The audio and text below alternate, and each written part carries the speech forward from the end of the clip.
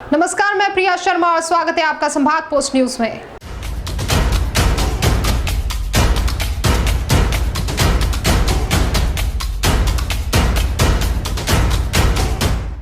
देश में corona virus के डेल्टा प्लस वेरिएंट को लेकर चिंता बढ़ती जा रही है। मध्य प्रदेश में डेल्टा प्लस से पहले मौत बुधवार को हुई थी। यह मौत मध्य प्रदेश के उज्जैन में हुई थी।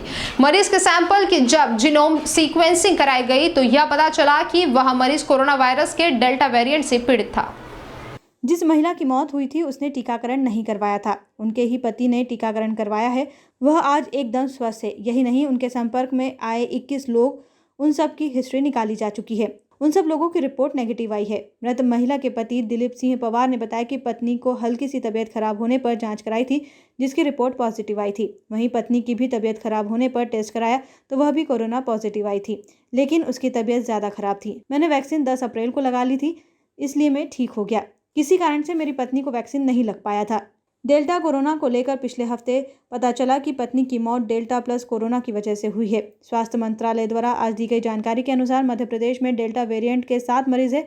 मरीज के सैंपल की जब जीनोम सीक्वेंसिंग कराई गई तो पता चला कि वह मरीज कोरोना वायरस के डेल्टा वेरिएंट से पीड़ित था।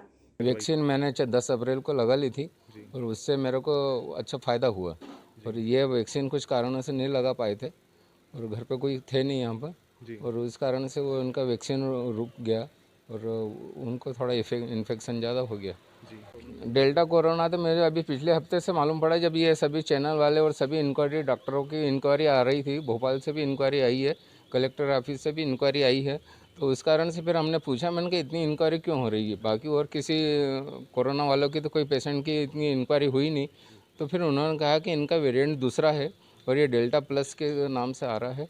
इस कारण से फिर हमें पता चला कि ये वेरिएंट डेल्टा प्लस का था, इस कारण से ज़्यादा सब इंक्वायरी कर रहे हैं। बाद में उनकी दुखद मृत्यु भी हुई, लेकिन उनके परिवार में जो हम लोगों ने कॉन्टैक्ट ट्रेसिंग भी कराई, उसमें नेगेटिव लोग निकले और पहले भी मतलब इस प्रकार की कोई दुखद घटना उनके परिवार में दूसरी नहीं हुई।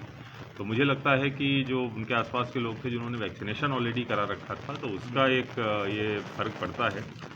और वैक्सीनेशन के बारे में ऐसा माना भी जाता है कि डबल डोज लेने के बाद में तो लगभग 100% तक इम्यूनिटी जो है आ जाती है कोरोना के प्रति। लेकिन अगर सिंगल डोज भी किसी ने लिया हुआ है और उसको कोरोना होता भी है, तब भी हॉस्पिटलाइजेशन के चांसेस जो है वो भी 50-60% तक कम हो जाते हैं।